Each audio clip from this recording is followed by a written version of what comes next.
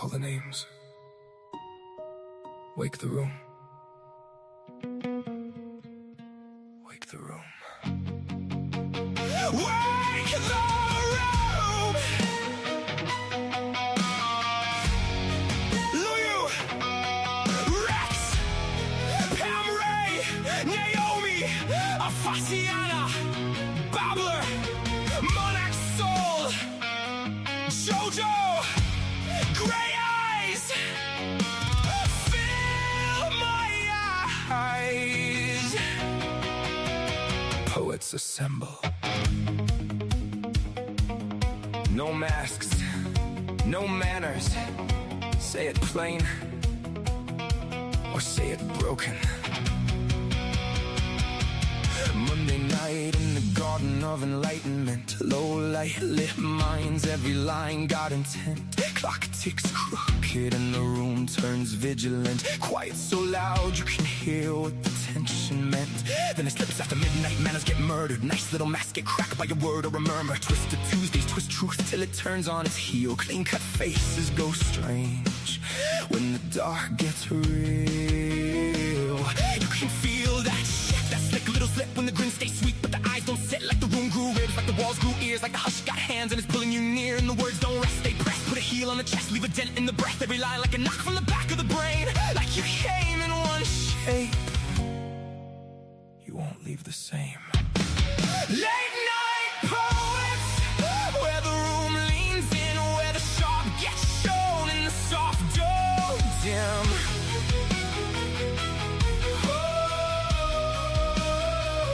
Late night poets, hear the whole thing shift from a whisper in the ribs to a line that lifts from the darkened edge of doubt to the pull you can't ignore. We don't just read the night, we make it something more.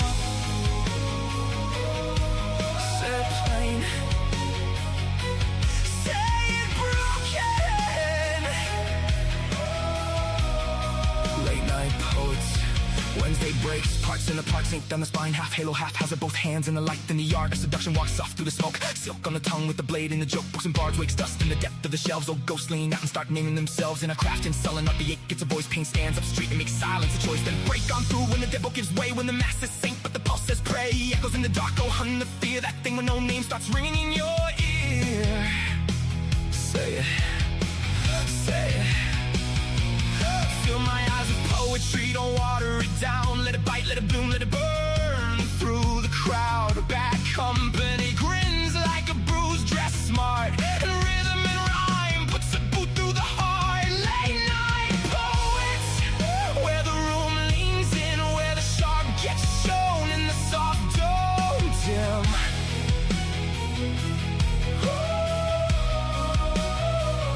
Late night poets, hear the whole thing shift from a whisper in the ribs to a line that lifts from the darkened edge of doubt to the pull you can't ignore. We don't just read the night, we make it something more.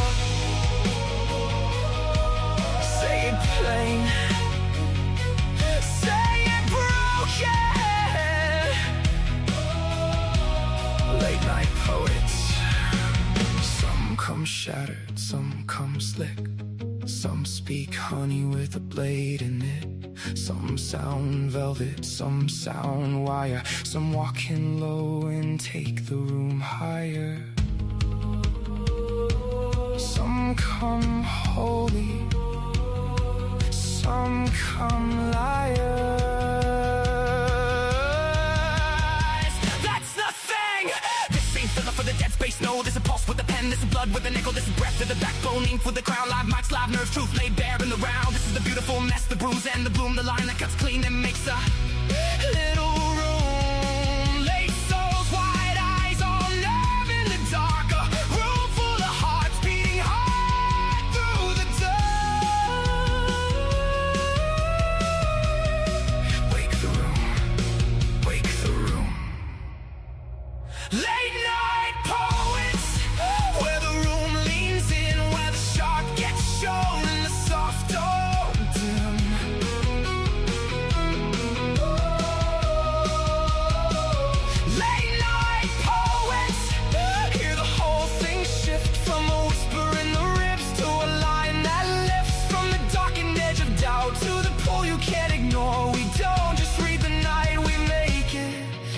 and more.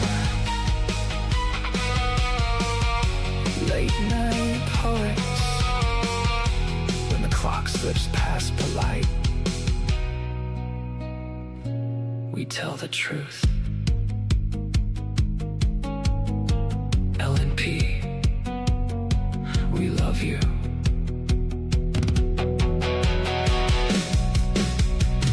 Stay frosty.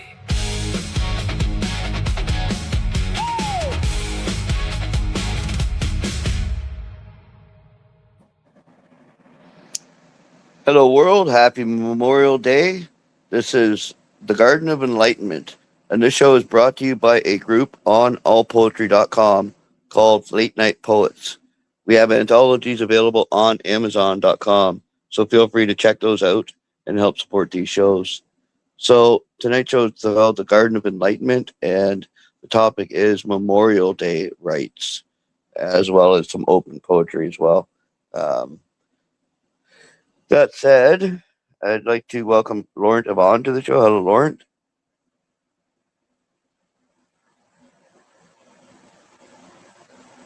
You have to unmute, Laurent. Yeah, that helps. How you doing, Greg? Good to see you. Good to hear I'm you. good. I'm good. Yeah, Thank you. How are you? I'm pretty good. Temperature was 80 today, which is a nice change. We had blue skies. The crickets were cricketing, and the frogs were doing their thing, and it was a great Oh, day. Really that's great nice. day. That's nice. You must have lived near the woods, I guess, eh?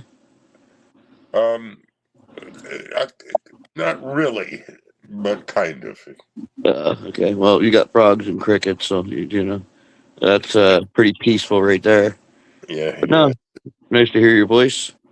I appreciate you calling. How did your Memorial Day go? It went well. We ate well. We partied. We had a good time. We reaffirmed commitments, and here we are. There you go. Wonderful. Wunderbar. All right. But how Well, was your day? it was a day. I mean, nothing too special. Just a relaxing Monday. Yeah, yeah. It's not Memorial Day up here in Canada, so Right, yeah, right. we were celebrating. But No, but I yeah, bet you take it as a holiday as well, don't you? yeah, for sure. Yeah. All right. Well, I'm going to post the first link into the group, and this is called "Sacrifices Made for the Freedoms We Hold Dear" by Pam Ray. And there's a SoundCloud for that. If you wouldn't mind, please, Bill. The sacrifices made for the freedoms we hold dear. Courageous men and women that stood together, moving forward, a call to arms, ready to battle. They knew in those moments blood could be spilled, lives could be lost. They knew it could be their blood, their life. Those that come home are forever changed and scarred because they have witnessed death over and over again. Death that is cold, cruel, and calculated, blood spilling back into the womb of Mother Earth. Today, on this Memorial Day, we may come together. We may share in food and conversation. Together, we may laugh, even argue, as we share opinions on politics and other hot button topics. In these moments, never forget. You are free to celebrate, talk, and speak because of those who sacrificed their lives. On this day, we bow our heads, close our eyes in solemn reflection, our hearts filled with prayer and humble gratitude.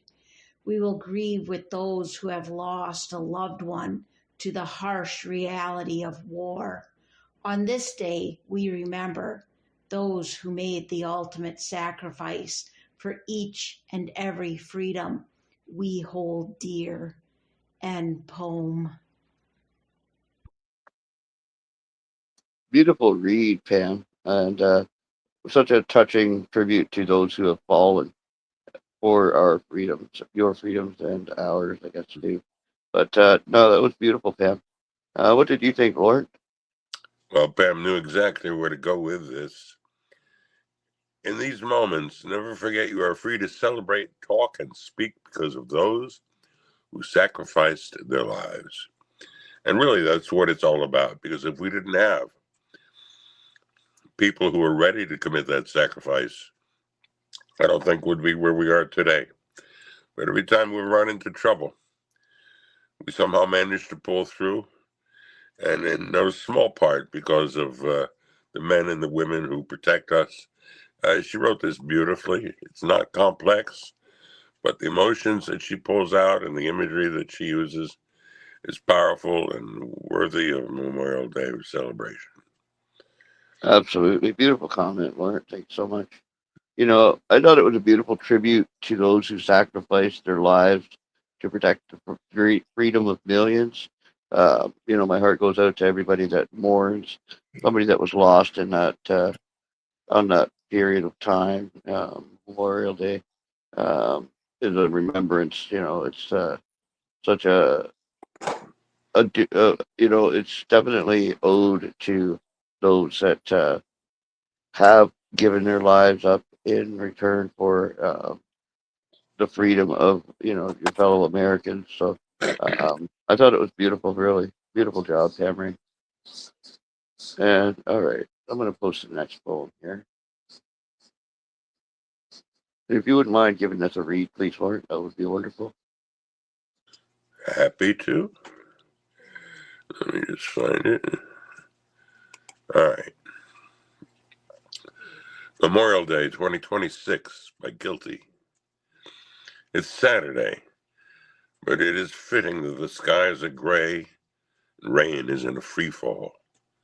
The city and the country, frankly, needs to cool the rhetoric and divisiveness. This holiday is not about sales or barbecues. It's about those we have lost in defense of the liberties we flaunt, tweet, and only fan to our exercises. Every warrior who has given their lives should be, every warrior who has given their lives should be have this solemn day where we put aside our vanity and humbly pray for their souls to rest in eternal glory. End poem. Beautiful read, Lawrence. And you know, I really like the description of the skies are gray and the rain is in free fall. Um, it sets the tone of the right. Um, the city and country, frankly, needs to cool the rhetoric and divisiveness. You know, I think the leader of your country is pretty divisive on this day, and he has little respect for the military that he sends out to war.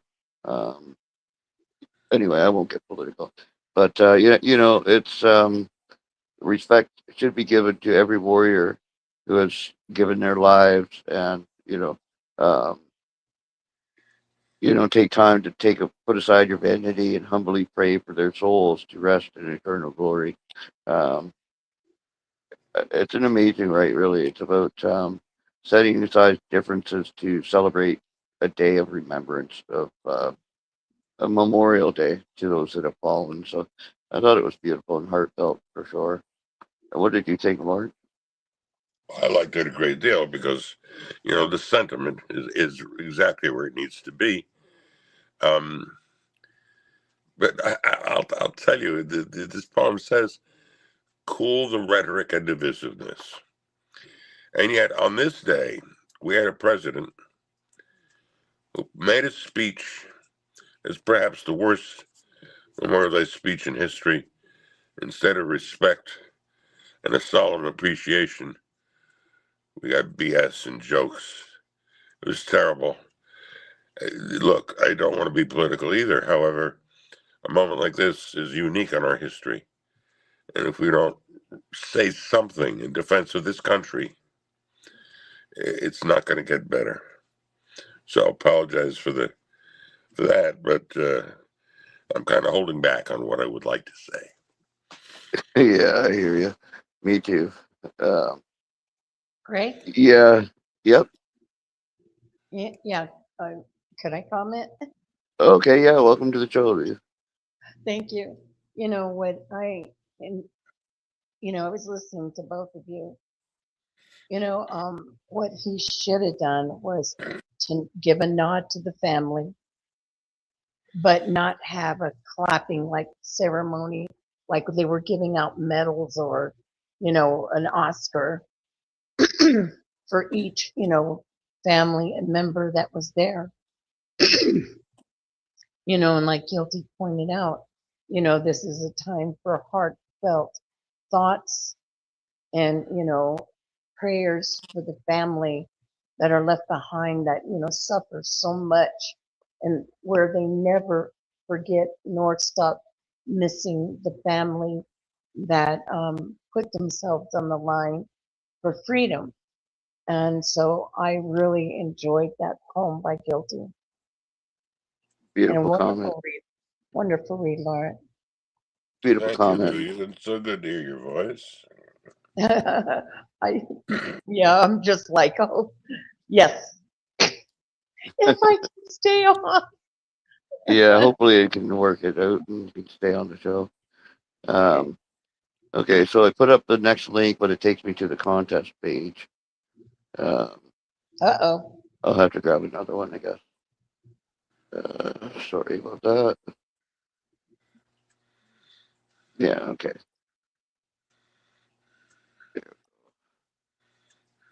Now we'll give this a read. Okay, so this is called War's Ugly Womb by Monty G. 25. Didn't he do an audio?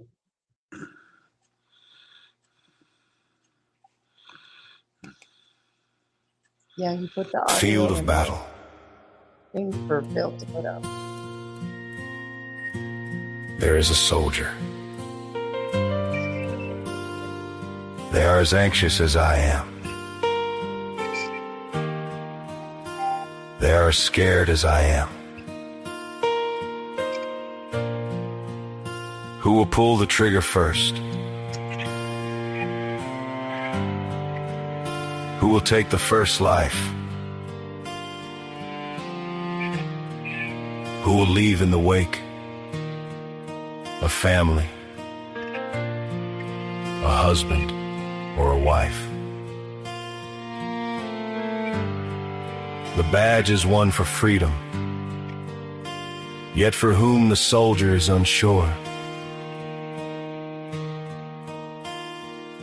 It is for those who force their will,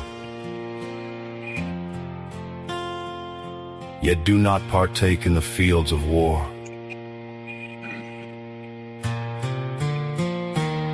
Combatants in the field fight for their cause. No respite, no restraint, there is no pause. Many shall fall into a desolate tomb, their souls returning to war's ugly womb. Despite the battles that rage in fields of cannon shells or bullet floods, still the politicians return to their family. For them there is no bullet sleep, nor their families to resign to an endless weep.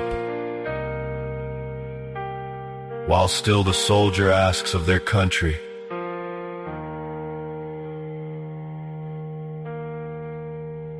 I am prepared to die for you here. Are you prepared to die for me?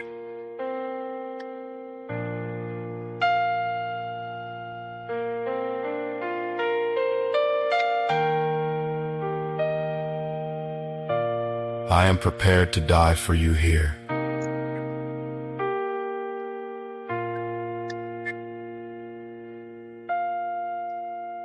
Are you prepared to die for me?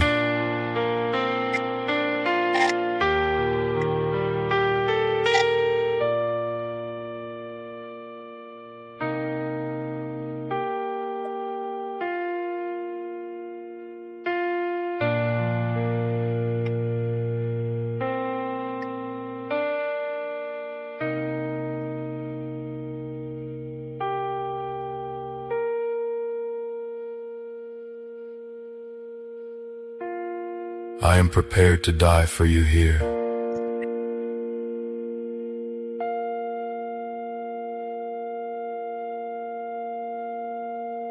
Are you prepared to die?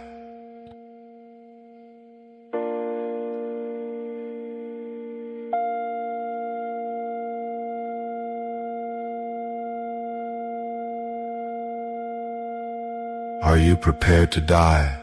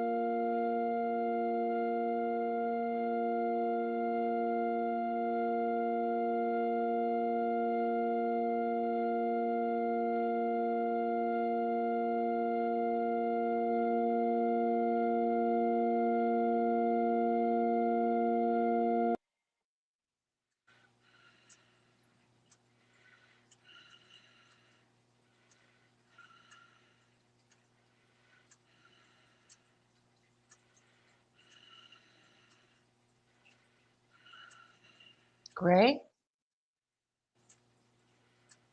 Sorry, I couldn't get to my buttons. That was a great read. Wow. What did you think, Lawrence? I like the sentiment. The line, there's a soldier. They're as anxious as I am. They're as scared as I am. Who will pull the trigger first? Who will take the first life? Who will leave in the wake a family, a husband, or a wife? It's the ultimate sacrifice. Yet, we fight for freedom. He talks about war's ugly womb and the politicians who return to their family. For them, there's no bullet to sleep, nor their families to resign to an endless weep.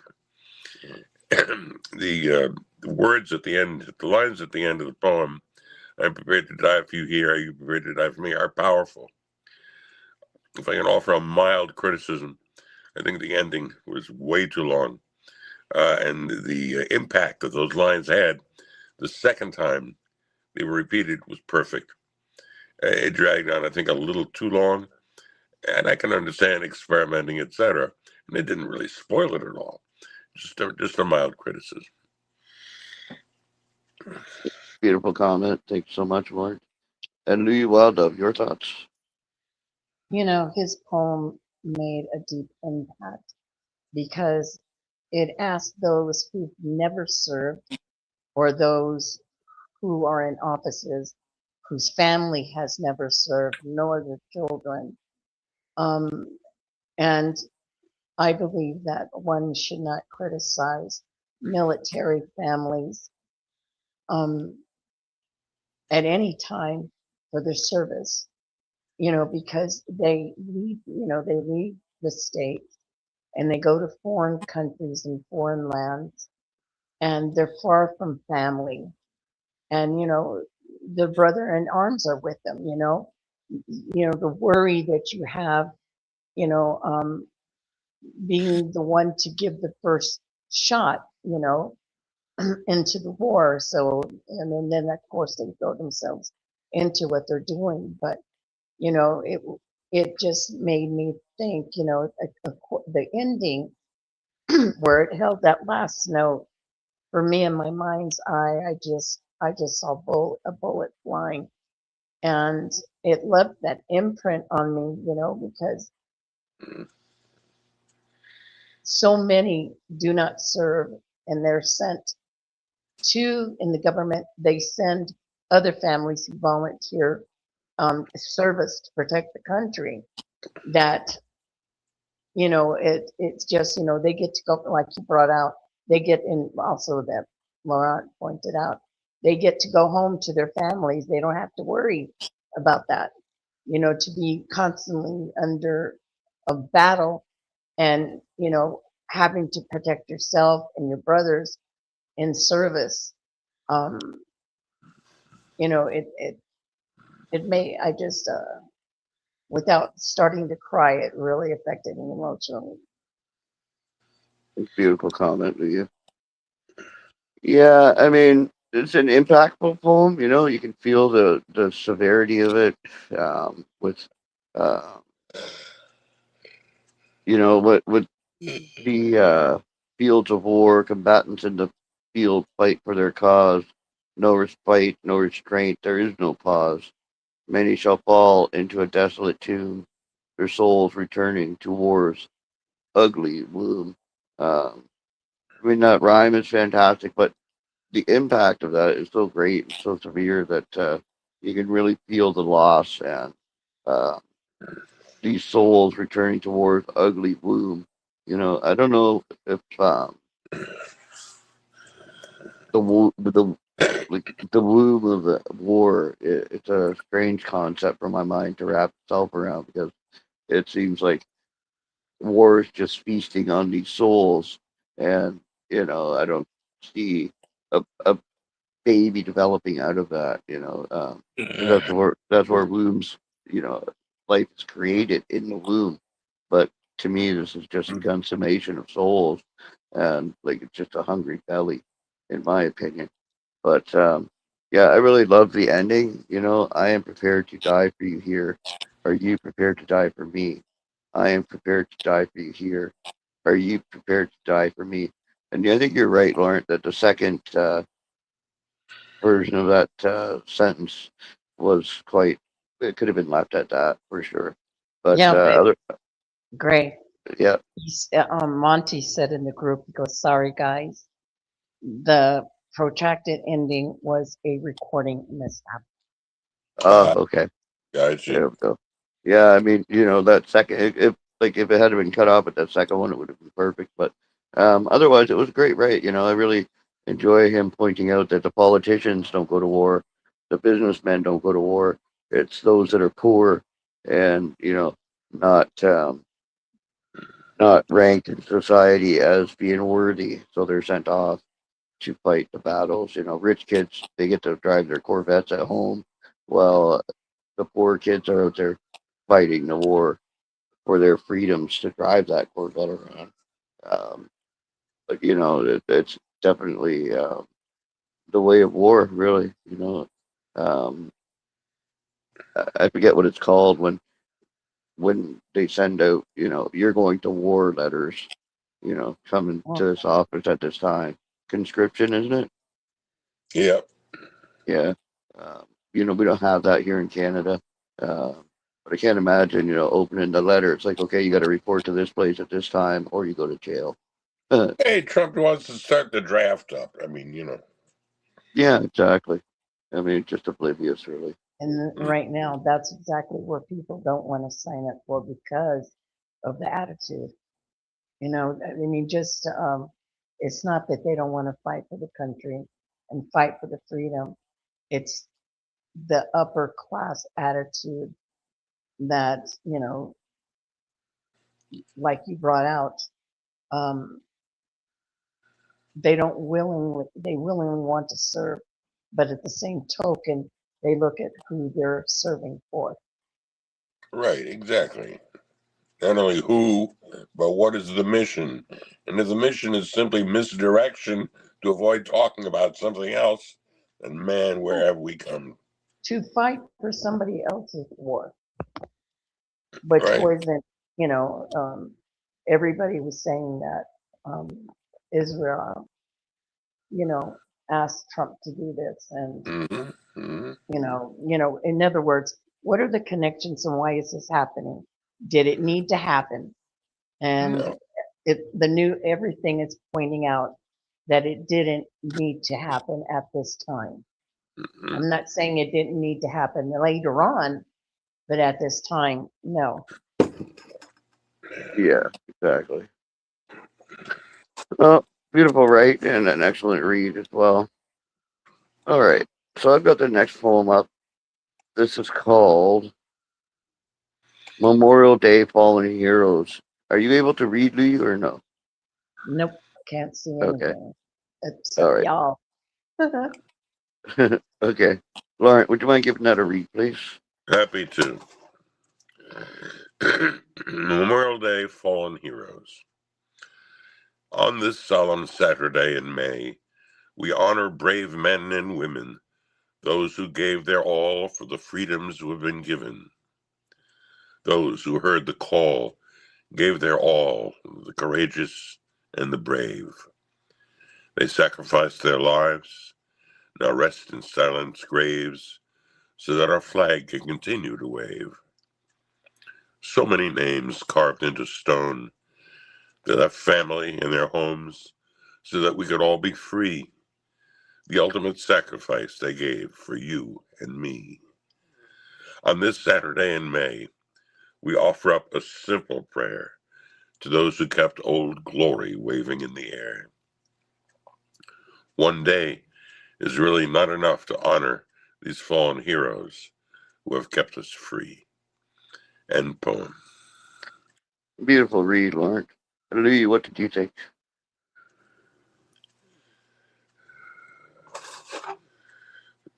She unmute. Not too sure here.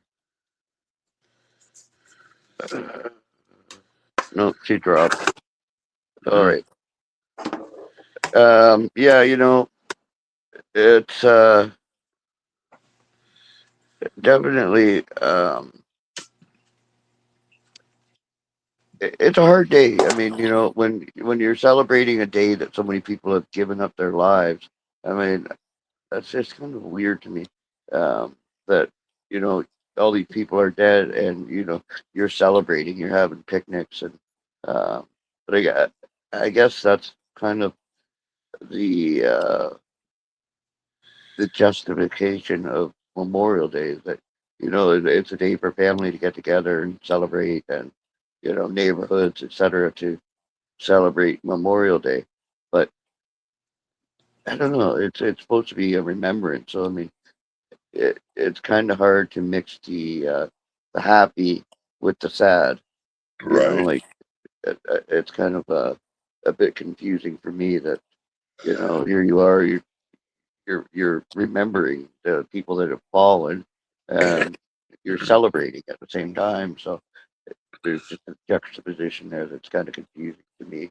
But I mean, I get that it's definitely one day of the year that they get remembered on, which is hard to say that it shouldn't be, year round, that they're remembered, forever. And because, I mean, how many people have died for the freedom? So many.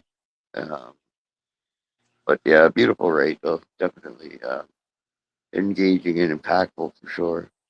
And what did you think, Lauren?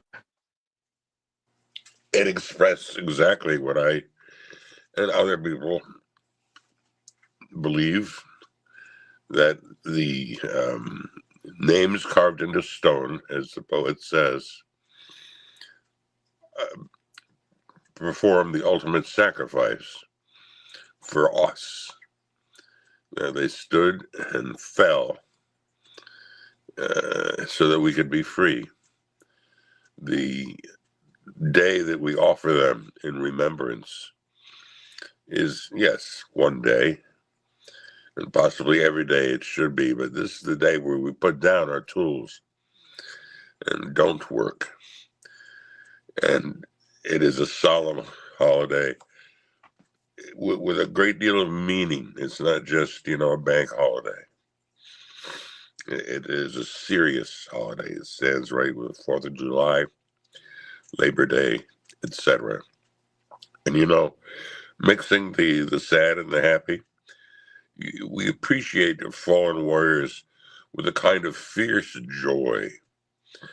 Not joy that they're dead, but joy that they fought for us. And that there are people like that who will fight for us. And we must not forget them. Great piece. Absolutely. Great comment, Lauren. Thank you so much. Uh, all right. So next poem here. But yeah, like I said, it was definitely engaging and impactful for sure. Um, I believe one day is not enough too. So a fantastic rate, CRL 17.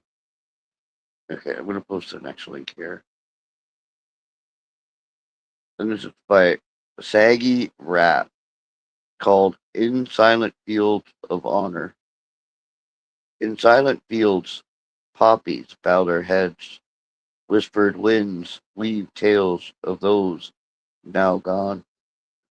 We gather to mourn what courage shed, to honor lives that bloomed and then died beneath the sky's expanse, so vast and wide. Their names etched deep in ancient stone, each soldier's step a testament of pride. They left behind a love we've always known. With every flag that flutters in the breeze, a memory stirs in sunlight's gentle glow. The laughter shared beneath the shade of trees now lingers soft as tears begin to flow. Let us pause where echoing silences reign in gratitude for sacrifices made.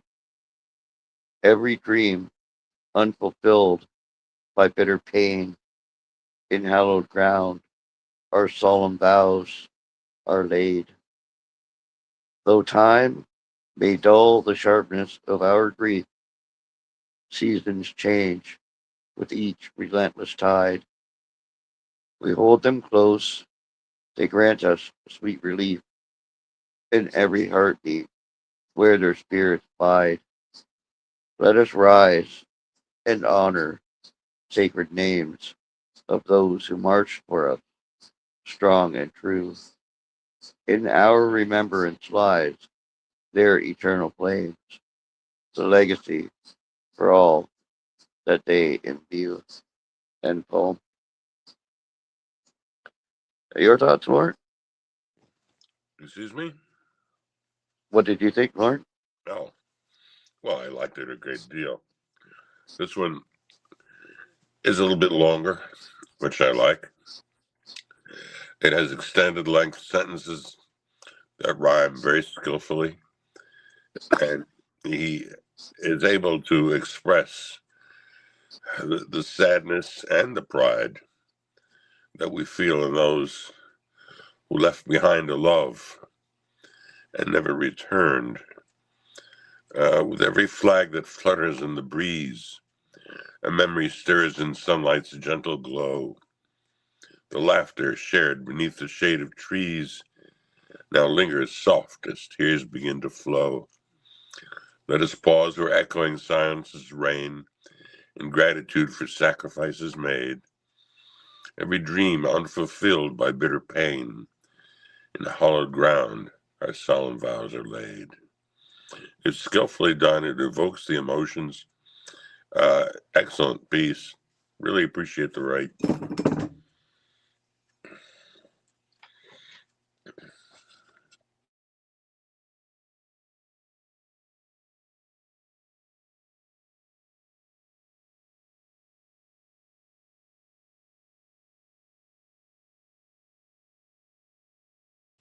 Greg, you're muted.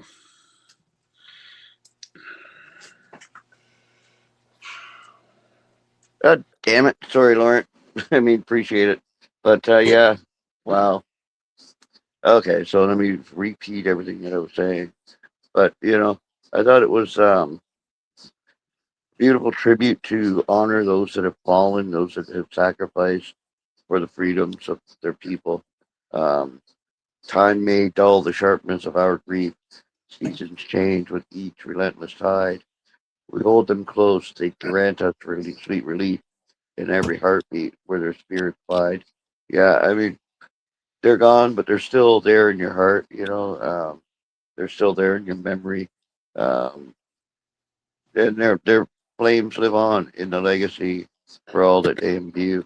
Um, Freedom and sacrifice. It's kind of I don't know. It's like the sacrifice provided the freedom. So you got sacrifice on one hand and freedom on the other. It's a definitely a wild thought that sacrifice will give you your freedom, but um, I could see it though. So Yeah, it was good. Hmm.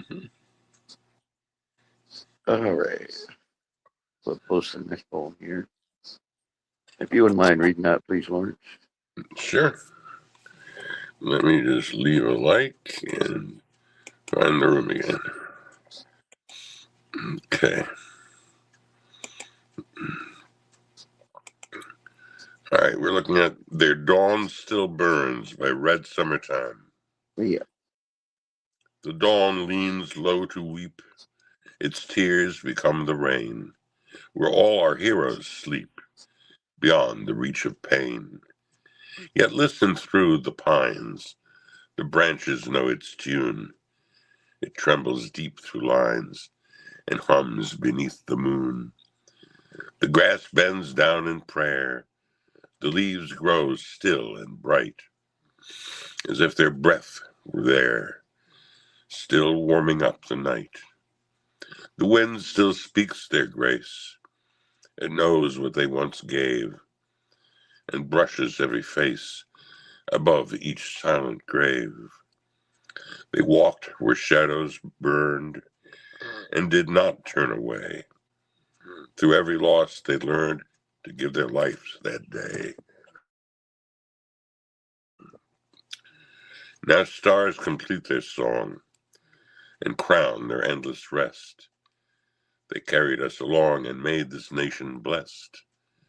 So let the bright bells ring and bless what they have sown, and those whose souls took wing, their peace outlasts the stone. End poem. Beautiful read, Lawrence. And that was such a descriptive poem. It just paints such a fantastic picture in your mind.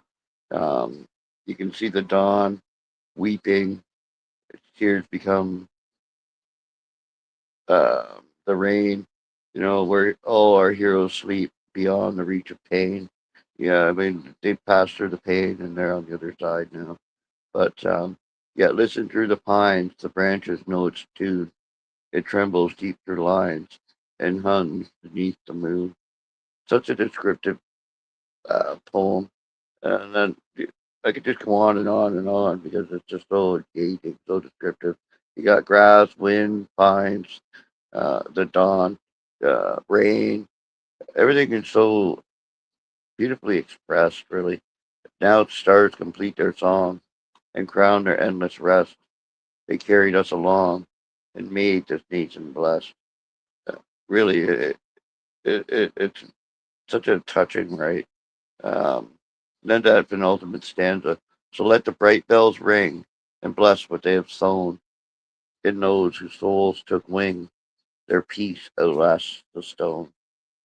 Just a beautiful, right? Excellent job, Red Summertime. Beautifully done. And Lauren, what did you think? I liked it every bit as much as you did. Um, Arlington Cemetery is never once mentioned in this. In fact, the cemetery is never mentioned. Yet, the stanzas refer to it, to where our heroes sleep. And he begins bringing in the elements because Arlington is a drop dead beautiful place. There's a certain peace to it, and that comes through in the poem. When he says, "Yet listen through the pines, the branches know its tune. It trembles deep through lines and hums beneath the moon."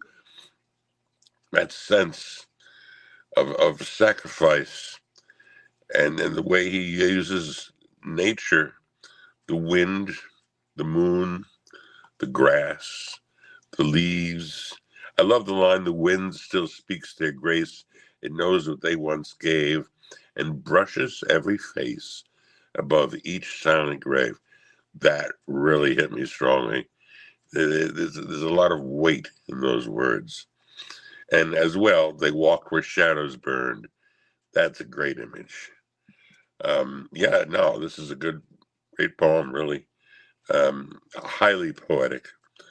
It doesn't just state the facts of Memorial Day, although that's certainly appreciated. it offers a little,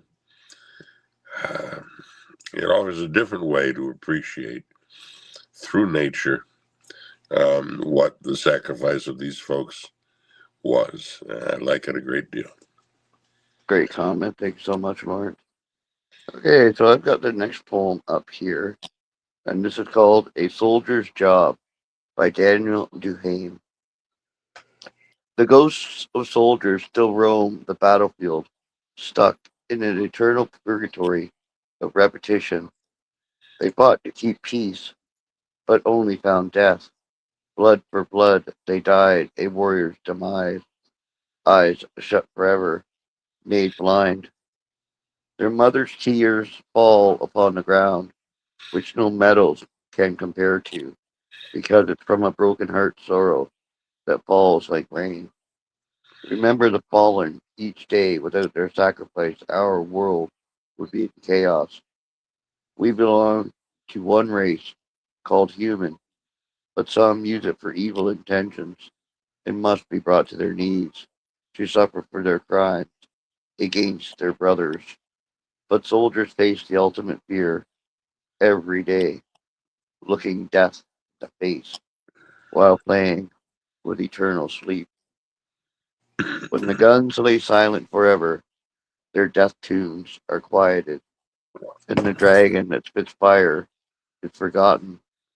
No soldier lives without fear. Every day is his unwanted friend. End poem.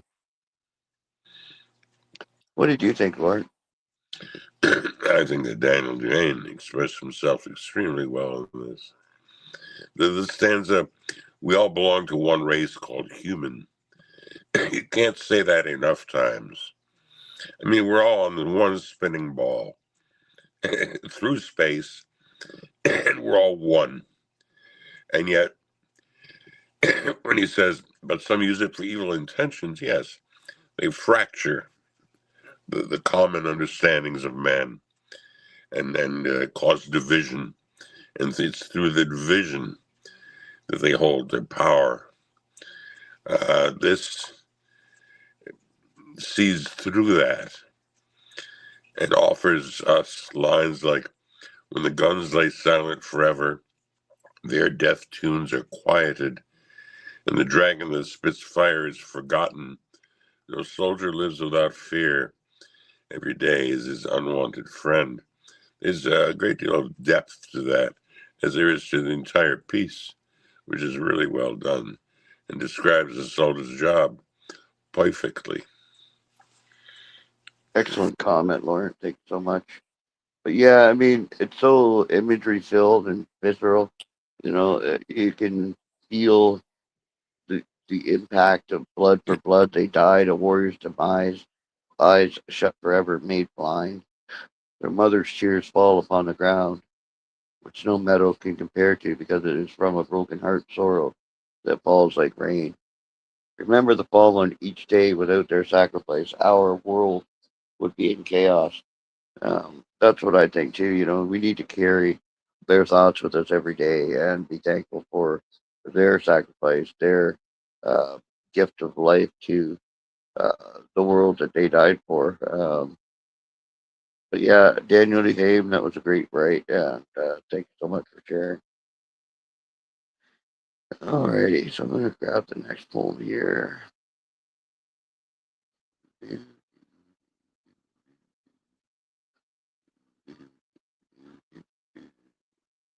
All right, so we got "Oh Poor Fellow Soldiers," a poem by Blue Eater One. And when you see this, Lauren, would you mind giving it a read, please?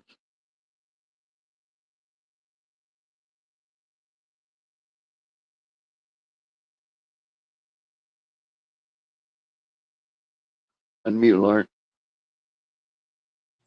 Yeah, that would help. Oh, poor fellow soldiers. Fellow soldiers, we remember a world on fire. We were called to stand between our homes, our loved ones, against the desolation. Today we recall far drums beating, faint bugles blowing, armor rolling through the haze, banners and flags waving bravely in the wind, the columns of warriors destined to be heroes, the strange mutter of field. Grimly we form for the attack, chilled to the bone, blue-lipped sinews of steel, prepped for the judgment of God, the rattle and violent clash of battle, and the hurts of the clash. Fire in our eyes, the spark of our resolve, keeps us alive in the sanctuary of our intent. The world turns and turns through eternity, and the things we did echo down, and the world drags us down. The world drags us down. Only you can keep us alive in memories. Keep us alive. Keep us alive. Remember our hurts and our glory. Remember that we stood between you and fire. Remember that we burned. Keep us alive. End poem.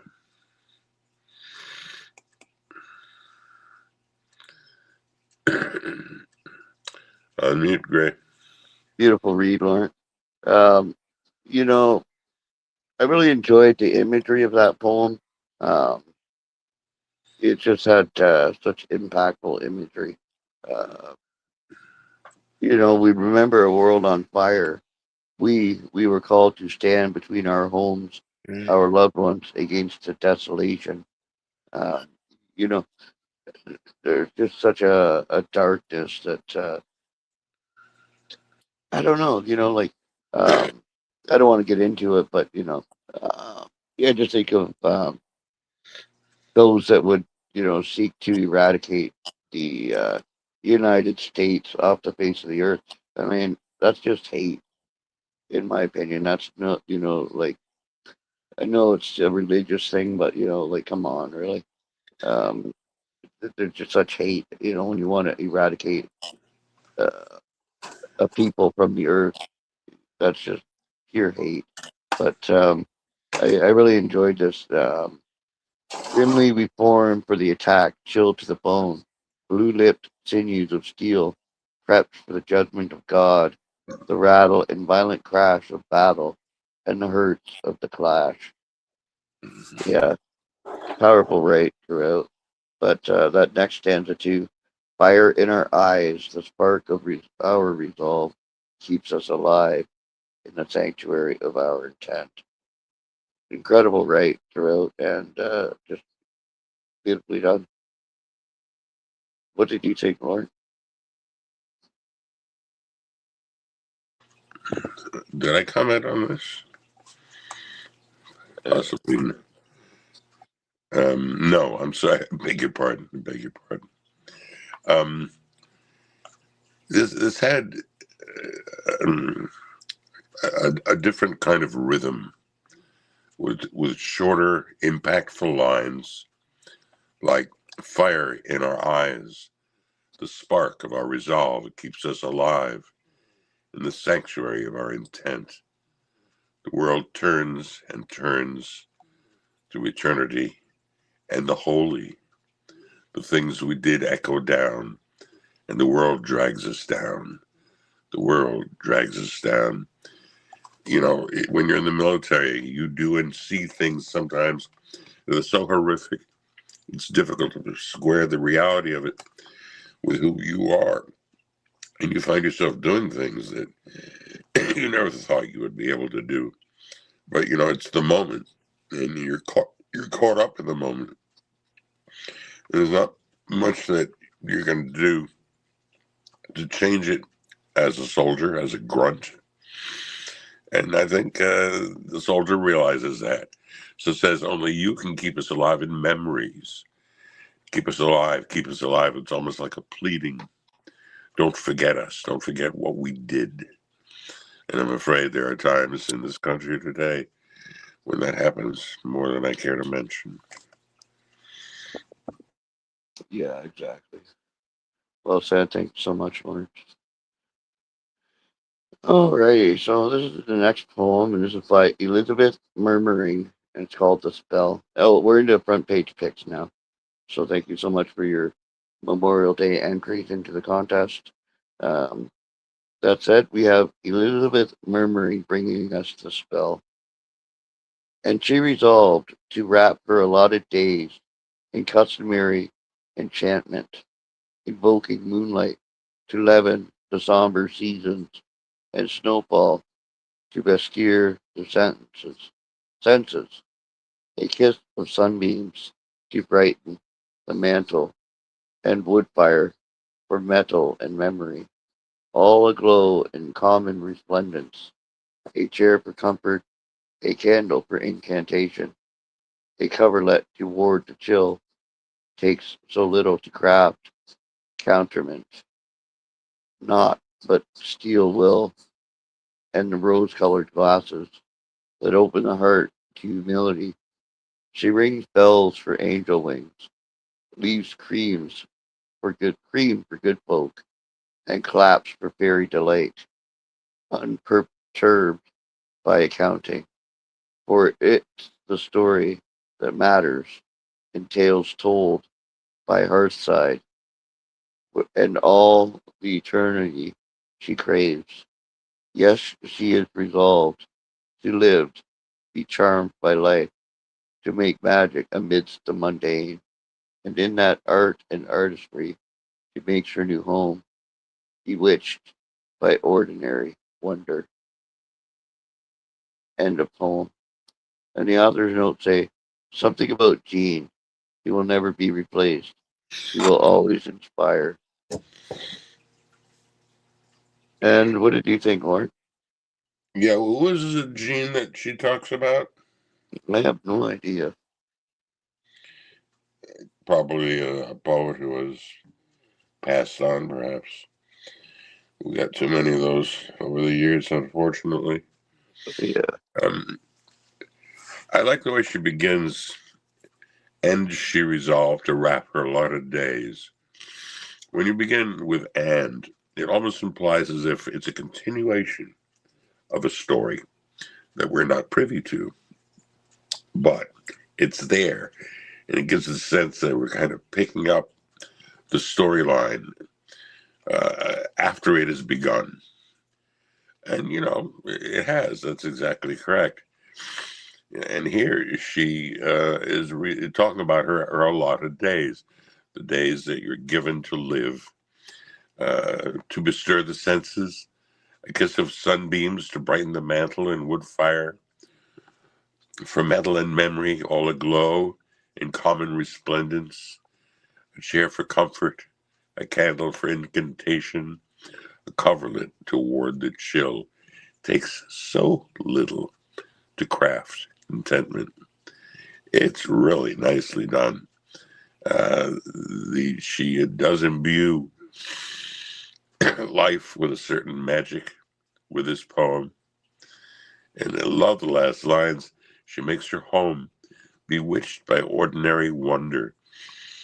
Sometimes we get so blasé about life in general, and we don't pay attention to the wonderful things around us the way we should. We don't offer them the appreciation. But she does in her poem, and does a very nice job with it, too. absolutely. Beautiful comment, Lauren. Thank you. And yeah, I enjoyed this poem by Elizabeth Murmuring. Um, to me, it speaks of a witchy woman, um, loving life and all that that entails, um, finding peace and happiness in the little things and the mysteries that unfold in everyday life. Um, so, I thought it was beautiful. It speaks to a kind-hearted soul who is at peace with herself in life, and it's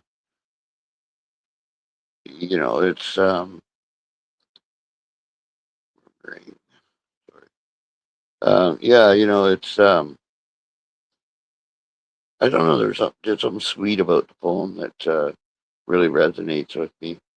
And yeah, I like the way you mentioned that the way it starts off with and she resolved to wrap her allotted days in customary enchantment. Such a striking poem. Um, the way that she, she has steel will but rose-colored glasses. She rings bells for angel wings because they say that every time you ring a bell, an angel gets its wings. Um, I really enjoyed it. It's there's something very innocent about it. It's like I don't know. There's a magical air to it for sure. Um, Great job, Elizabeth Moymer. Thank you for sharing. Alright, so I'm gonna grab the next one here. I can get to the group. There we are. Alrighty.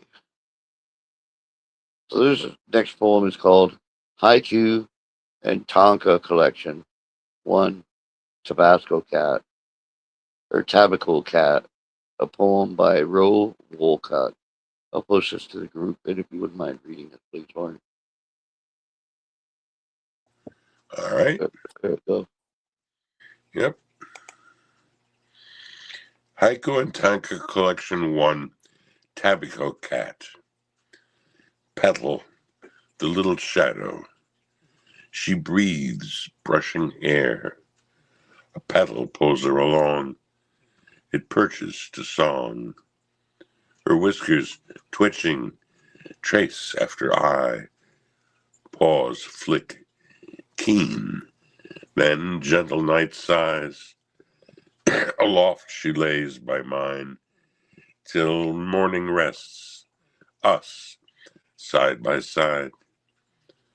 Watch. Cat watches seeds, frosted. Apricity, birds rest on snow's bed. Cats glare. She sulks on the couch. This pizza is not for her, not even her nose. Shoo. Too soon to not sulk. Neither is this glass of milk hers, not under that nose. End poem. Beautiful read, Lawrence. And I liked it. It seems like a chain of accused and Tonkas, I guess. But Mm, I mean, what cat doesn't want to steal the pizza or drink the milk? It's gonna mm. want it because cats are just that way. They're bossy and like to own shit. But I really enjoyed this. I like the name of the cat, Petal, the little shadow. She breathes, brushing air. A petal pulls her along. It perches to song. Her whiskers twitching, trace after eye. Pause, flick, keen, then gentle night sighs. Aloft she lays by mine, till morning rests, us side by side. There's one thing about cats is that they usually are cuddlers and will keep you warm at night. Yeah. And but they also try to steal your pizza and your milk. So, I mean, they what they give, they take, I guess. And I'm a cat lover, so I really resonate with this piece. So beautiful. I mean, this piece really resonates with me. Beautifully written. Uh, yeah, fantastic job. And what did you think, Lauren? Well, I like cats too, or I love cats as well. So I appreciated this. The way it was broken up into descriptive stanzas, the petal, the little shadow, watch, cats glare, shoo. It's clever and ably done. It's well written, and it grabs something and offers us the image of the cat under certain circumstances that we find relatable, and it brings a smile to our face, an appreciation for the feline who considers herself or himself part of a small tribe, part of a family, and everybody brings home something for the pot. And when we're hungry, you go to the pot and take something out. So that's no problem at all for this. Nicely done. Well done. Great comment, Lauren. Thanks so much. Um, yeah, fantastic read as well. Alrighty, so I'm going to go up at our next poem here. I forgot we're into the open poetry section now, so I gotta switch over here.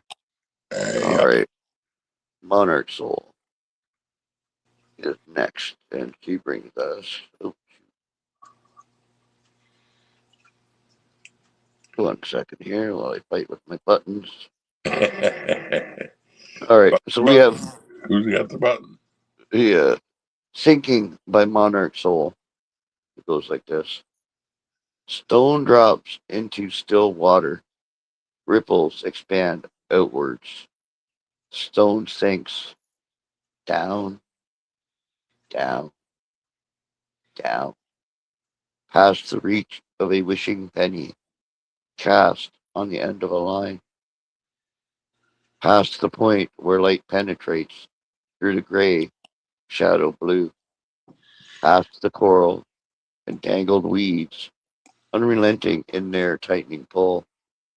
Stone sinks further through swirling silt in the undercurrent into a dark purple perpetual light.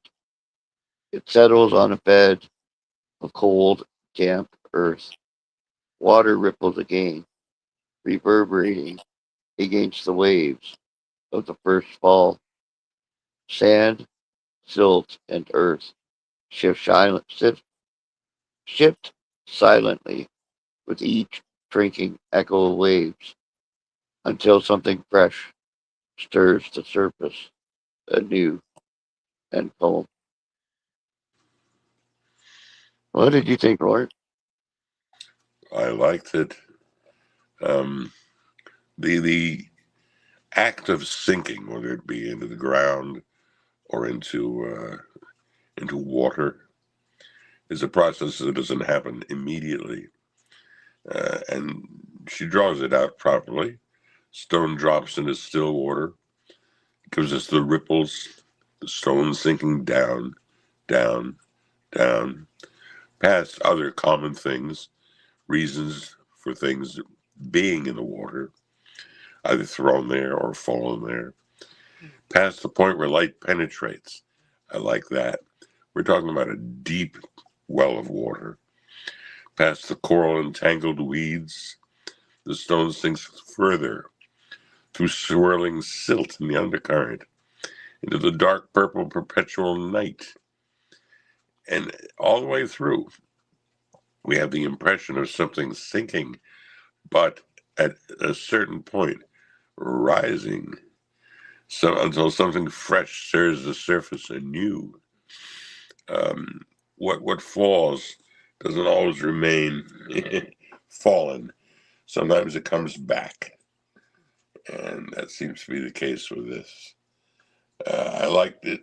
It was well written, and it offered a perspective I found interesting.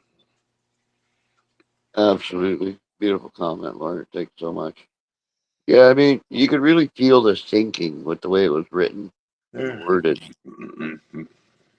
You could feel that stone sinking further and further into the dark depths of the water until it finally settles into the silt. But yet, it's still alive on the surface of the water because it's rippling, and I don't know. It's kind of like life. You really sometimes life you can't help but sink, sink, sink until finally you hit bottom, and then you rise up and swim to the top again, and you fight that sinking. Um, the sinking is palpable for sure. It's engaging. I thought the title was very apropos. Um, it's Abrego. I'm not too sure how to spell Plo, but it's a fantastic write. Really, I mean, it's just got such resonance to it that it's palpable for sure. Great job, um, Monarch Soul. Excellent write. Thanks so much for sharing. Um, but yeah, I enjoyed Sand, Silt, and Earth shift silently with each sinking echo of waves. Just beautifully done. Alrighty. I'll post the next poem here.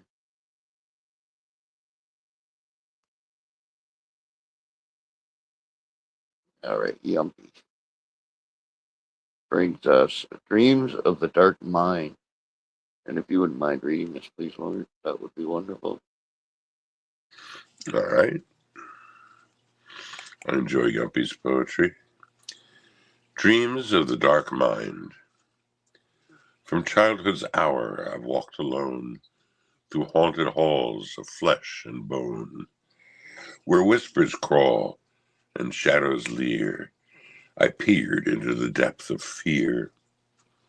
Deep into that darkness peering, long I stood there, wondering, fearing, if what I saw was truly mine, or but a trick by pure design. Is all we see or seem to find a vision within my dreaming mind? Each echo born of silent screams, each heartbeat wrapped in broken dreams. I became insane, or so they say. My sanity rots day by day. For truth's a blade with double gleam. Reality, just a fractured seam. And still the night, with hollow eyes, peers back through veils of masked skies. It hums a dirge, the stars repeat. In rhythms dark, my will depletes. The moon, a witness pale and cold, unfurls her grief in ghostly mold, and on her lips a silent prayer for all who dream but perish there. My soul drifts on between the streams of memory and shadowed dreams, forever lost, forever bound, where thought and madness circle round. For in the dark I've come to see there lies no truth nor sanity, just echoes of what once was mine, a mind that dreamed itself divine. End poem. Beautiful read, Lauren. Yeah, there was something about this poem that reminded me of a quote that I remember hearing as a kid. And it's like, don't stare into the darkness because something could be staring back at you. Yeah. And yeah, so that always haunted me. Um, like, I don't know, the darkness can engulf and corrupt, it can steal our who we are and rob us of the light within ourselves because I don't know, you'd really have to shine your light brightly in order to fight off the darkness.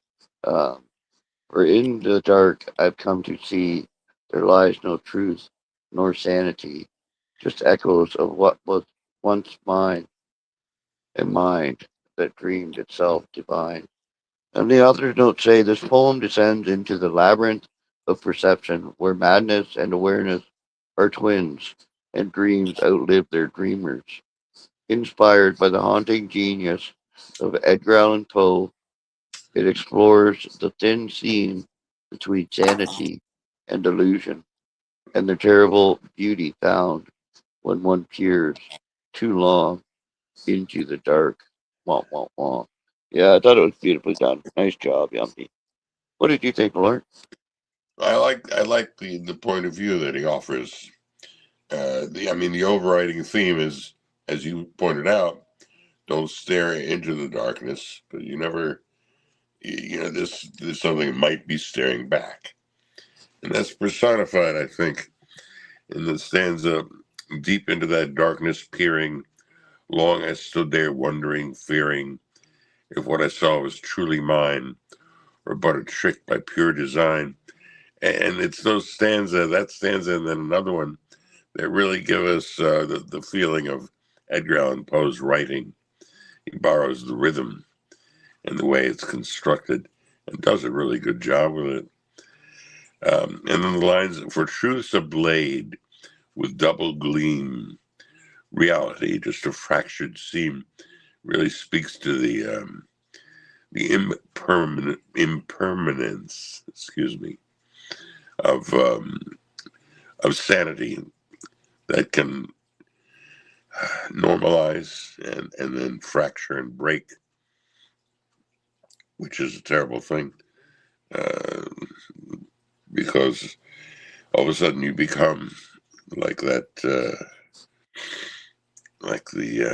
wow, I'm losing my train of thought, which is bad.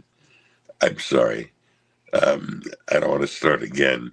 I'll leave a better comment on this.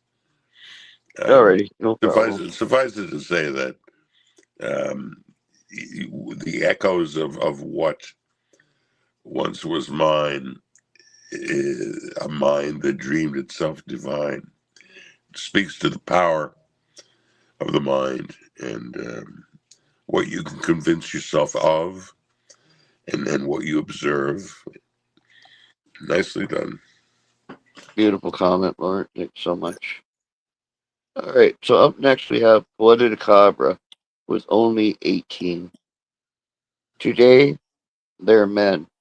Yesterday, they were boys. A couple of years ago, they still played with toys, dressed in uniform, with boots, rifle, and canteen. Some even lied, bumped their age to 18. Off to a foreign country, fight a war in a different land. They never asked why, and I doubt they'd understand. Was told it was his duty, that his country needed him. Thank you, soldier, for the freedom that we still live in.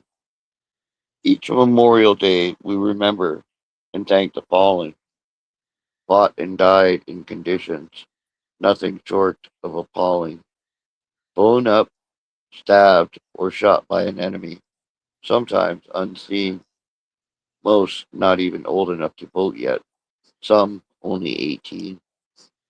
Holed out in trenches full of water, cold and soaking wet, getting killed by grenades, bullets, or perhaps a bayonet. Perhaps those who died were lucky. Some survivors curse. They bring back memories, and for most, that's even worse. Country is proud, and so are their families, of what they did, but no parents ever want to visit the grave of their own kid. So many get injured and die throughout each miserable war. Soldiers, innocent women and children, and what the hell for? Come Memorial Day, we should all bow down in prayer. Pray not just for the dead, but also the survivors' welfare. We as a country owe these soldiers. 'Tis one hell of a debt. It should not and will not be forgotten unless we forget. End poem. What did you think, Lauren?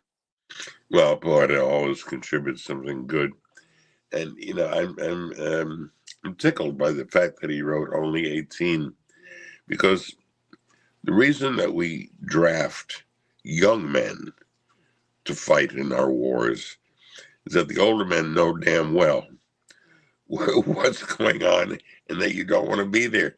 Young men, 18, think they're invincible.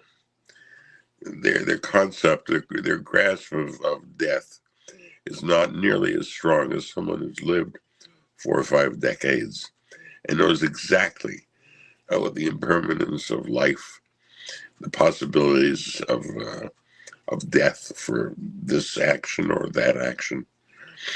But yeah, 18 years old. we send them away, really just older children, to literally do great harm to other human beings. War is a strange but funny little thing that we all invest some of ourselves into. Absolutely. Beautiful comment, Lauren. Thanks so much. Yeah, I mean, Paletta, you can feel his heart in this, right? You can feel his reverence and his respect for those that, even though they weren't 18, they lied because they felt a duty and call to fight for the rights of their country, for the freedom that we all live in.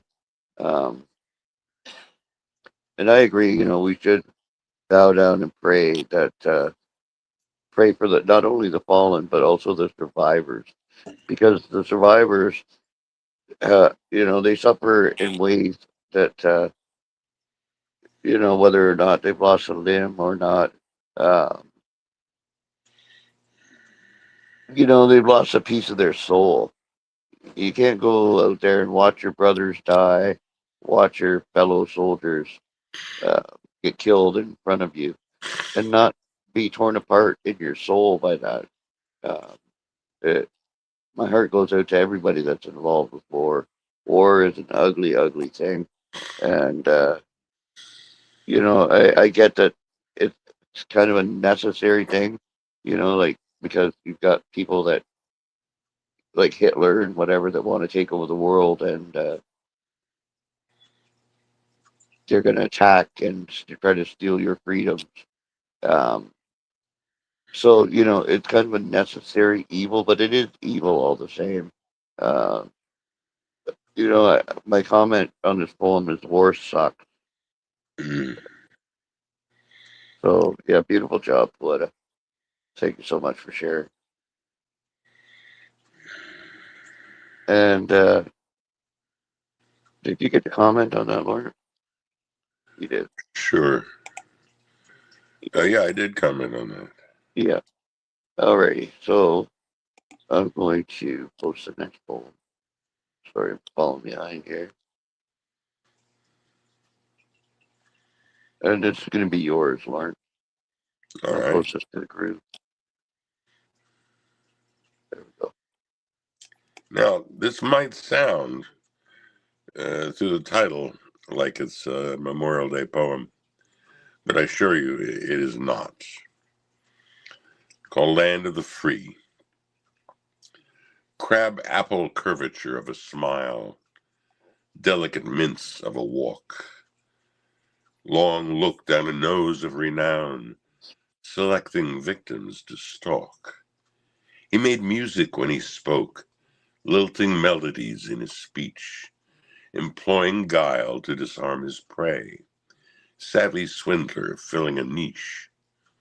He made short work of the Browns, a couple of yuppies in drag, painting quick profits he schemed, take the gold, leave the slag, stimulating dreams of wealth, using phone and software as tools, aligning half-truths with believable lies, was computer theft, gentle, less cruel. Stealing one golden egg from the nest, leaving behind its silver twin, philosophically based criminal efforts of a practicing egalitarian. Relieving a bit from the well-off was simple redistribution of wealth. He said Robin Hood was no better, robbing and hiding from stealth. I've no sheriff or king to contend with. The internet protects my anonymity to the degree that I act duplicitous. It's the new way of life in the land of the free. End poem. Beautiful read, Lauren. And yeah, I mean, computers are the modern tool to be thieving from unsuspecting people anonymously, Um, it is a sad statement that, you can be hacked and you can be robbed from somebody who's across the world, and yet, there's no repercussion for them. You just get your money and carry on. You're collecting everybody's money as they go behind their anonymous um, screens and keyboards. Um, Mhm. yeah, they're the free for all. It's like I don't know the way you introduce this poem though, like crab apple curvature of a smile, delicate midst of a walk, long look down a nose of renown, selecting victims to stalk. Um, really a thought provoking intro. Um, but then he made music when he spoke, lilting melodies in his speech, employing guile to disarm spray, savvy swindler finding a niche. Um, it sounds like it's about somebody specific. Um, I can't make out who it is, but he Mhm. made short work of the Browns, a couple of yuppies in drag, taking quick profit.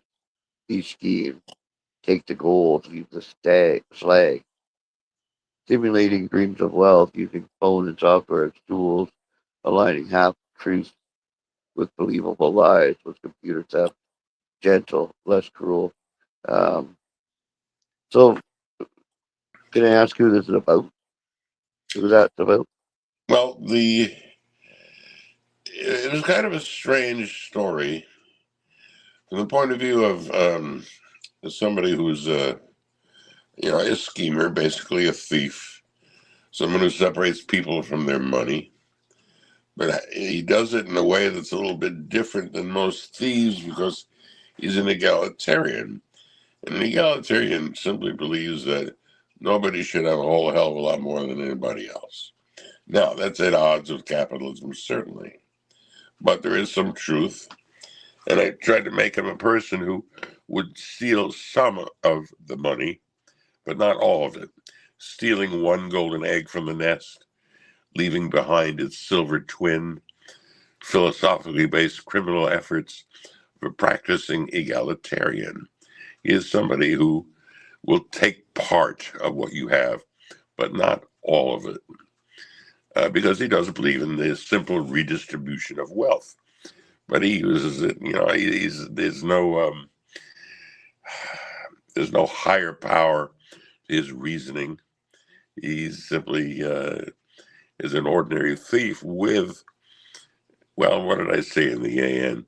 Rampant computer theft with a small amount of heart. Basically, that's what it is. And now you could assign whoever you want to be the character, including Trump or anybody else. Originally, I had this character as a politician, but I wanted to get away from that, so I dropped that description and just went with whatever you imagine him to be, he is. Yeah, I mean, I kind of got it. That I had Trump in mind as I read through this because the guy's always scamming and swindling. Trump has no heart, though, so it couldn't be him. Yeah, exactly right. He's not an egalitarian, that's for He'll sure. take it all. No, Yeah. no, no.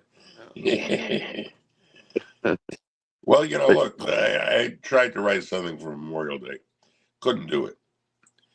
But I think I was still trying as I wrote this, and it didn't possibly work out the way it should have. that worked out great. Nice job, Lauren. Great read as well. Okay, so up next we have Blessed Are the Patriots by Lorient Montaner. And there's a SoundCloud if you wouldn't mind, please, Bill.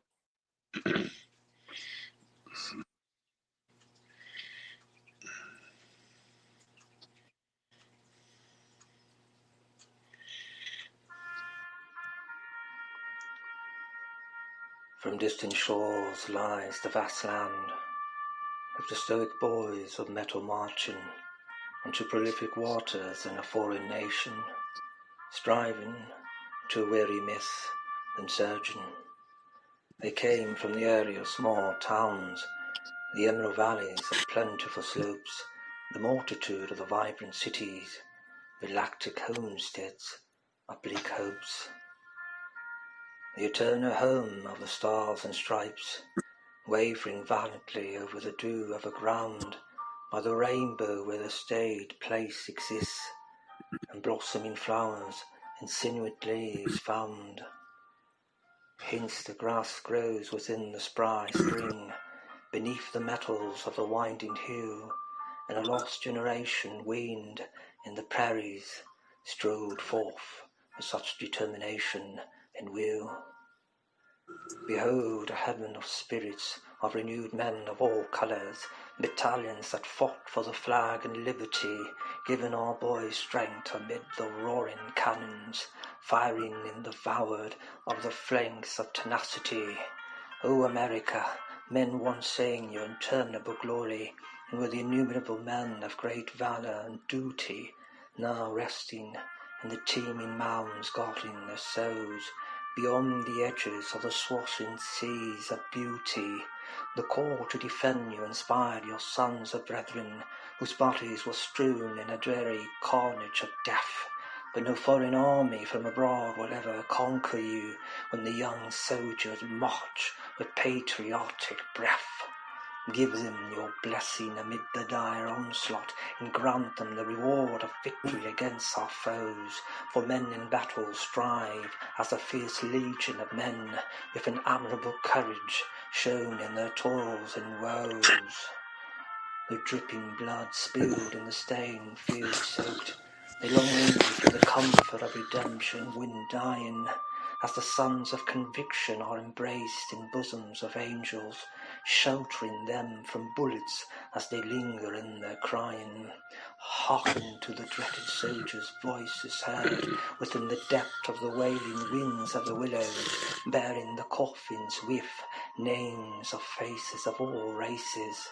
As the mournful sound of memorable fields billows, boys who succumbed and never had returned, as brave and noble men who once heard a call, perishing into the terrible gusts of the wind blowing, where their honourable headstones stand visibly tall. Blessed of the patriots sojourning in the soil, cadent heroes that died within the perilous fray, the indomitable boys of beloved America, and the proud soldiers who vanished far away. Glory, glory, hallelujah, and truth is marching on in the poem.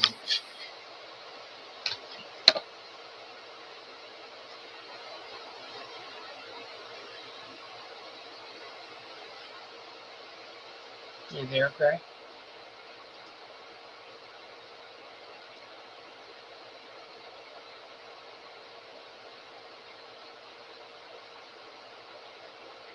Gray, you're on mute. Yes, I am. Hello, Phil My Eyes. Hello. How are you? I'm good, thank you. How are you? I'm good, thank you. Happy Memorial Day. Thank you, and the same to you. Did you do anything special Well, today? no, not a darn thing. I Oh, lied. I did laundry. I did laundry. that's good. I mean, you got the freedom to do your laundry, so That's right. That's right. I yeah, had the freedom to do nothing as well. exactly. Yeah, I, fig- exactamundo. I figured I'd best pop one since Laurent said he had to go. Yeah, I figured you might appreciate the fact I didn't leave you sitting alone. yeah, exactly. Um, yeah, beautifully done by Lorian. What did you think? Oh, I think this is a great piece by Frank. I think he did a fine job with this. Uh, it's not the first time I've heard it. I thought it was a wonderful piece, an excellent tribute to those who have lost their life defending arms. You know, it was very well done. So, way to go, Frank, and thanks for sharing. Appreciate it. Absolutely. Thanks so much, Gene. Mm-hmm. Um, but they came from the area of small towns, the emerald valleys of plentiful slopes, the multitude of vibrant cities, philatic homesteads of bleak hopes. Yeah, I mean, they came from everywhere to serve and protect their country. Um, you know, um, it's a heart wrenching, right? There's so much. loss, and like when boys are turned into men through war, that's a horrible thing, really. You know, it's a haunting and visceral poem filled with incredible imagery and emotions throughout. Um, I thought it was fantastic, really. Great job. Uh, Absolutely. Hmm? Nicely done, Florian. All right. I'm going to grab the next poem here.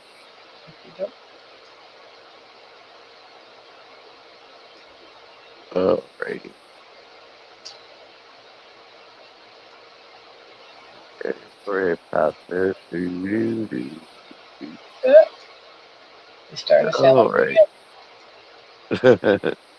All right. So we have the next right is by Sea Glass, and it's called Sen Bazaru, A Thousand Paper Cranes, closest to the group. And if you would mind reading this, please, Dean, that would be wonderful. no problem. So give me a second to put it in where I need to put it, because I post the same link over to YouTube. Um, Okay, it's going to be here.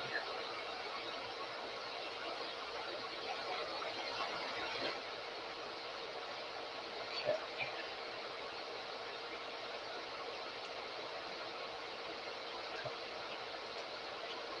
Paste.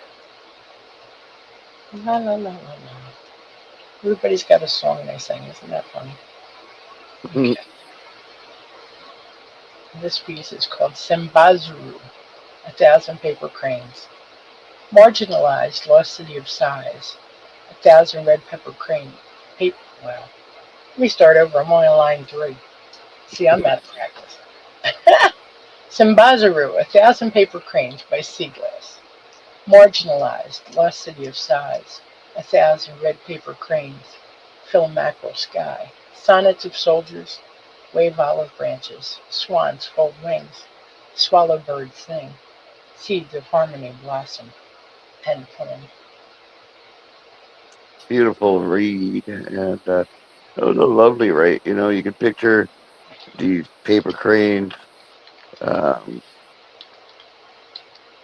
I've always been fascinated by the art of um, the Japanese paper folding. Mm-hmm. Um, it's so incredible, the stuff that they can do with folding paper. Uh, but I really enjoyed the image of a thousand red paper cranes fill a mackerel sky. Sonnets of soldiers wave olive branches. Um, uh, uh, I don't know. Is mackerel a color? Uh, well, I don't, I don't know this color. I know it's a fish. Yeah, exactly. Let me see. But Let me look. all right. No, still seeing fish. Let me look again. No, I only see fish. But maybe Yeah, it's the color of the fish, because the color of the fish that I see here are like a gray, a silverish color. Some of them have like what looks to be a blue stripe. So maybe that's just the imagery that she wanted to put out there. That color yeah, stripe. Yeah, that's probably exactly. it. Yeah, well, that's the thing about poetics is that you can take license. Hmm. You know, you Absolutely. can make it work for you. Absolutely. Um, but no, that was a beautiful read and a fantastic write. What did you think of it, Phil? I thought it was a great piece. I looked at the author's notes, and it says it was an entry for contest Spill Your Heart Out, hosted by Nose Ring Poems. Notes in the margin, foolish fantasies. 30 words exactly. In Japan, the crane bird is a symbol of peace, and stringing together a thousand paper cranes is called sembazuru, a tradition for wishing peace, good health, and fortune. And I think that she hit all those notes in this. I did not know what sembazuru was. I didn't understand the symbolism of thousand paper cranes. But that's what we do. We live and learn, right? but it's an excellent brevity. Um, where would I go? Sonnets of soldiers wave olive branches. Swans fold wings. Swallow birds sing. Seeds of harmony blossom. I think there's wonderful thoughts throughout this piece, and it was very nicely done by C Glass. So excellent job, and thanks for sharing, C Glass. Nice piece. Absolutely beautiful comment, Bill. Alrighty, so up next we have Errant Panther brings us water games. I listen to the trickle from inch-high waterfalls and lose myself in the stillness of this momentary serenity. Laughter of children playing by the brook's edge suddenly relegates everything else to a subtle background hum. Memories flood back, of spending countless hours watching birds play their own water games by the fountain, and I wonder why now they seem so distant and irrelevant, especially when so much that was deemed important has effectively been shelved and poem. And it's got a poem prompt underneath the poem. I'm not going to read it, but feel free to check that out, and it'll bring you to a clearer understanding of the poem. Uh, yeah. What did you think, Phil Manich? I think this was a really nice piece. Water games, and I like his imagery throughout, but I like the metaphor of the water running through. I listen to the trickle from inch-high waterfalls and lose myself in the stillness of this momentary serenity. And then he goes on down here, memories flood back. Another water reference of spending countless hours watching birds playing on their own water games by the fountain. And I wonder why now they seem so distant and irrelevant. Um, just nice thoughts really run through this whole piece. Um, and I'm sure, knowing Aaron, that this is a well done take on that prompt, because he likes to write other poem prompts, and he usually nails it with that. I think that that's wonderful. So I'm kind of jealous. I wish I could write that anything, let alone another poem. I read a poem, then I'm like, no, no, no, no, no, can't touch that.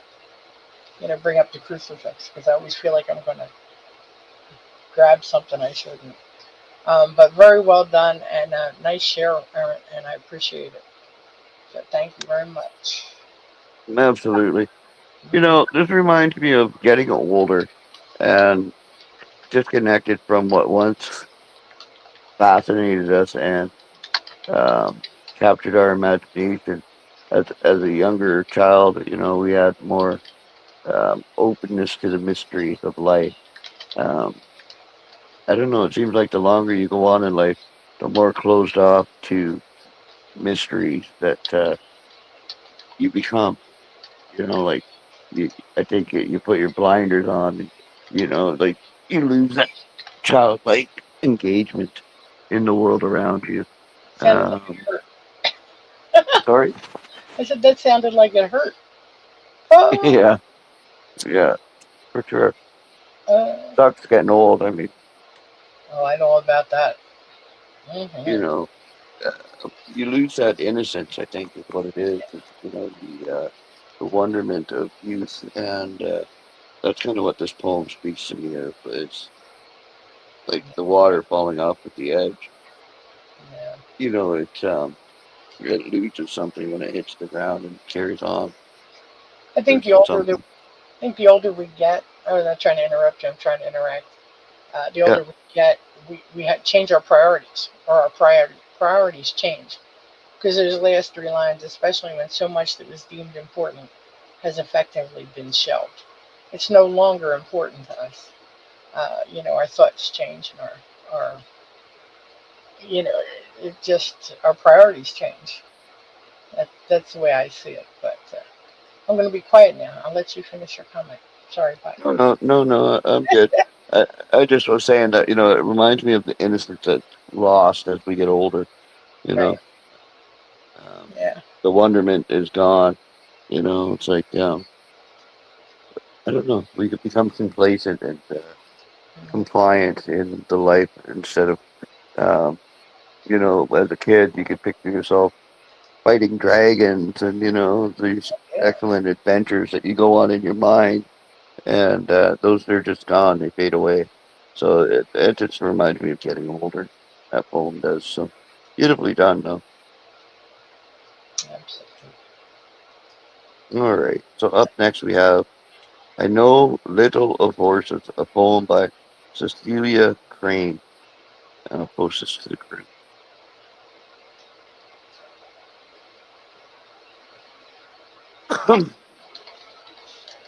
All right. Can you give that a read, please, Phil?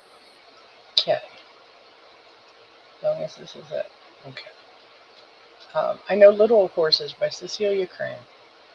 I know little horses saved at day entrance, with their manes hanging loose over chocolate eyes that liquidly sideways glance, save of their hoofs with that castanet click, accompany life's dance, save of their stillness in the frost of morning, save of their speed in the fret of day, save of their quiet in the calm of evening, and that they stir me on my way.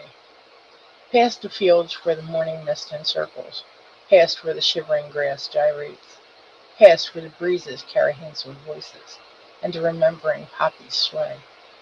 I know little of horses, saved at once upon a dream. They lay in the lull of the armistice, where the memories tossed and teemed. End poem. Oh, hi Gray, welcome back. You're on mute? No? Sorry about that. Yeah, I don't know what happened there, but I got kicked out, and I didn't hit back. I promise you that. But Uh, I don't know what happened. It just closed out my Internet Explorer, and poof, that was it. It was gone. So anyway, but I heard the last bit of your read. You did a fabulous job of reading it. Um, but I've got to peruse through this a little bit. Would you mind commenting first, though, please? sure. You know, I kind of find it to be a little humorous in the fact that it seems she knows more of horses than she let on. Just those little bits and pieces and the truth of it. Um, they enter saved at the entrance with their manes hanging loose over chocolate covered eyes that liquidly sideways glance, save of their hooves that with castanet click um, accompany life's dance, save of their stillness in the frost of morning, save of their speed in the fret of day, save of their quiet in the calm of evening, and that they stir me on my way. Yeah, I thought this was nice. I think that she had quite a few nice points, you know, of horses. Um, I mean, I thought they were good points. They were well made, and I think there was a nice bit of imagery in all of that. Um, I mean, that's I don't know. I think that it was just I don't know. It was on the money. It wasn't long. It wasn't overdone. It wasn't underdone. It was just enough, and I think that it had just enough uh, facts, and they were well written. They weren't just like thrown out there. I thought it was clever and nicely done. So thank you, Cecilia Cran, for sharing with us tonight. Much appreciated. Absolutely. Yeah, I think she may know more about horses than she did let on because she Hmm. captures their essence and their energy so beautifully. Um, oh, Absolutely. she got an owl in her profile picture that she's holding. So that's cool. And there you go. Oh Nice. shit. Hello? Oh, he Oh, said a bad sorry. Yeah, I thought I just locked myself out of poetry. I mean, Internet Explorer again. Anyway, I apologize for word. chiming in. But no, that was a beautiful write. I thought she captured everything that a horse is and does for humans. you can hear that hoof clicking. You know, there's just something about the sound of horse hooves that really stirs the soul. Um, it's kind of haunting too, because um, like when you hear Dad's car roll up in the driveway. I think that in the old days, you'd hear those horses' hooves, and you know that somebody was there. It's kind of like the sound of an engine in the old days, I think. And it always there's a certain amount of trepidation accompanying that sound. Um, it's just something about the sound of horse hooves that kind of sends a chill up my spine. Um, the clippity clop, clip clop of horses is powerful and engaging. It's always just right, Cecilia Cran. Um, beautifully done. All right, so I'm going to grab the next poem here.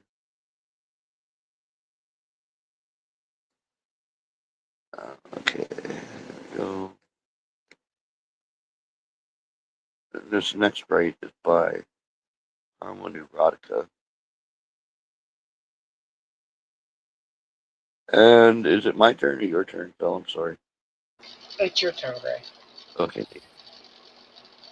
All right, Harmony Erotica brings us the beating of ceremony. The feral mewling of Adam's siblings reached his ears. The sound carried, waking from his garden slumber, a place of refuge for the children of the rambling house, looming overhead like an ill omen of shadowy doom, Victorian, but not magnificent. Sorry, Victorian, but not magnetic in its gabled architecture. Triangular rooftops furrowed in a creased, wrinkled brow. Eyelet windows scanning the ceremonial procession. Parents reside over a slow parade in the driving rain, immobile in the country's courtyard's center, hands clasped, picnic baskets hanging from the crooks of their elbows, raw meat scraps in the yard, pig's feet, cow tongue, and gizzards by the handful litter the ground, little bits, while the starving children climb about the leftover flesh, feeding their stomachs, groaning at the slimy texture, nibbling on teeny morsels, gnawing as beady rats chew, trapped between tiny hands, making wet grunts and moans, swarming around their guardian's ankles like obedient pets, barefoot and elephant gray, their feet look close to rotten. Jonah, the favorite, crept closer, more. Groveling, he removed his muzzle with care to eat each fleck of flesh, tossed bird-feeding style into his slavering jaws. Ree and Kayla clutched each other, sobbing in hunger, grateful to feed on glistening chunks straight off the ground, dirt trapped in the wet, shining outer folds of the meat. Both dropped empty feeding baskets to the ground with a clatter, fingers hanging limply at their sides, streaked with gore. Jonah began sucking his parents' fingers through the muzzle. His grunts and noises spooked Rhea and Kala. Adam gasped, vomiting loud from the safety of his unseen hiding place. The bruised parents' livery lips wiggled as they chuckled and foamed. What did you think, Bill? My eyes? I think that this was a very dark and very well written piece. Um, great story. He says this is what third chapter of his horror tale, and that it is a horror tale. A lot of off-putting imagery, which is fine because that's what it's supposed to be. And I find that to be it's sometimes it's hard to master that. It has a lot of gory imagery, but I think that's what it's supposed to do. And I'll start right at the top of this. The feral mewling of Adam's siblings reached his ears. The sound carried, waking from his garden slumber, a place of refuge for the children of the rambling house. Looming overhead like an omen of shadowy doom, Victorian but not magnetic at its gabled architecture, triangular rooftops furrowed in a cease-wrinkled brow. Even that in itself has so much imagery and so many wonderful descriptors. Um, of the house, of where we're beginning. At least in this section, I assume the ones before it would lead into this even better. Eyelit windows scanning the ceremonial procession. That's great descriptions right there. I just think you did a nice job with this. So thanks for sharing with us, Armo. Piece well done. Absolutely, yeah. It's part of a series, which is fantastic. Yeah. Um, I can't wait to read the whole thing. It's kind of got a Clive Barker-esque feel to it. Yeah. It's dark, deep, and delicious. So beautifully done. Thank you for sharing them, Armo and Erotica. Absolutely. Anyway, I think we can fit one more poem in here. This is by Bev Smith, and it's called Pigeon Lark. If you wouldn't mind reading, please, Phil. Okay, give me 1 second, because well, I gotta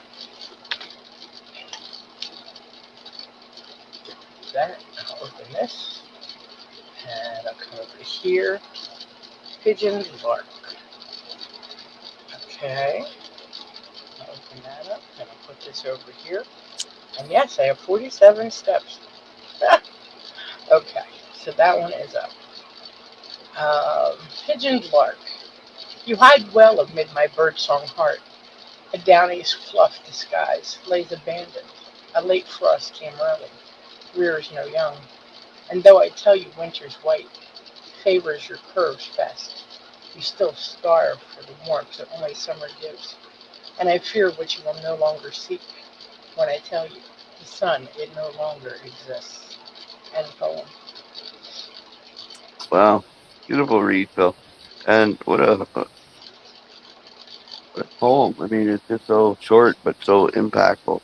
Um, there's so much said and so few words. But that ending really hit me, and I fear what you will no longer seek when I tell you the sun is no longer exists. Wow. Incredible poem, Bev Smith. A beautiful read. Fill my eyes. What did you think, Phil? I thought this was a wonderful write. I love the imagery. I'm kind of disappointed. I went to see what the image was that she had written to, because it says, "What might Naruto write to this image?" And I went to look for it. I went over to the contest, and well, there's no image. I'm like, so I was disappointed. But I have to imagine that it's either a fall or early winter image. And I think Naruto, I think this hits the notes. Um, a downy's fluff disguise lays abandoned. A late frost come early, rears no young. That disappointment there. And though I tell you winter's white favors your curves best, you still starve for a warmth only summer gives. Yeah, I think it does hit those notes of Naruto, and I think that's wonderful. Um, so yeah, it's just a well written piece, Bev, and I have to say thank you for sharing with us. I really enjoyed it. I wish I Uh, had the image though. Ah! yeah, absolutely. But no, it was a beautiful read and an excellent write. So I'd like to thank you, Laurent, Luyu, and Fill My Eyes for calling in tonight. Much love, everybody. Wish you all the best and happy Memorial Day one more time. Thanks for Good night, everybody. thanks for the show, Gray. Nice job. Thank you so much, Phil. Okay. Appreciate everything you do. Uh, thanks. You take care now. You too. Have a good rest of the week. Bye. You, you bet. All right. Good night. Good night.